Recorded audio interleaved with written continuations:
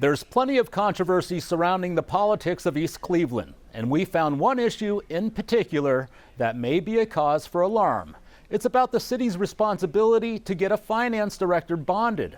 The mayor says the bond application has been submitted, but it's not yet finalized, and that's one thing council members say could become a liability to the city if it's not addressed soon. Records show that last April, Mayor Brandon King hired accounting clerk LaTosha Williams. 2 weeks later, Williams was promoted to interim finance director. Problem is, she hasn't been bonded. East Cleveland's city charter requires the finance director to give a bond for the faithful performance of their duties.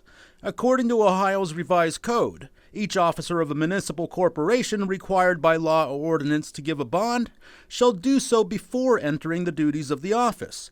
Getting a bond is important because it acts like an insurance policy that protects taxpayer money. If LaTosha Williams had a bond, she would have to come before council, and she have not come before council at all. Is that a liability? It's a liability. She's writing big checks. She's writing big checks.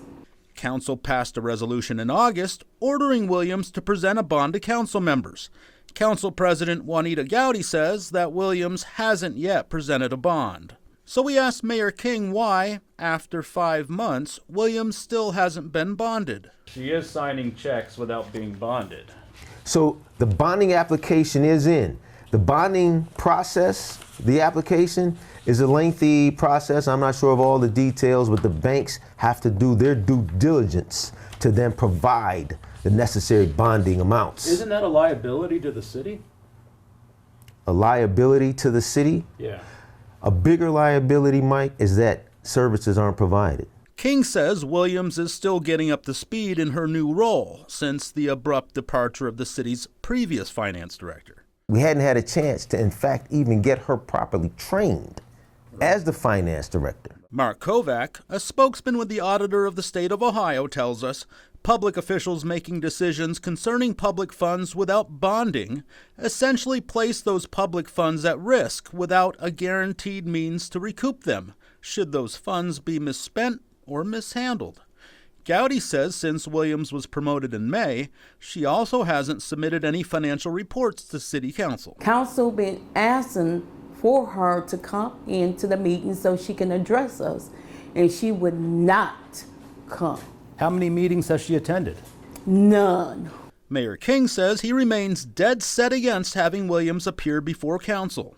With the fragility of the employees here regarding being defamed and humiliated, cursed at, I can't risk having someone go in front of City Council and have that happen to them.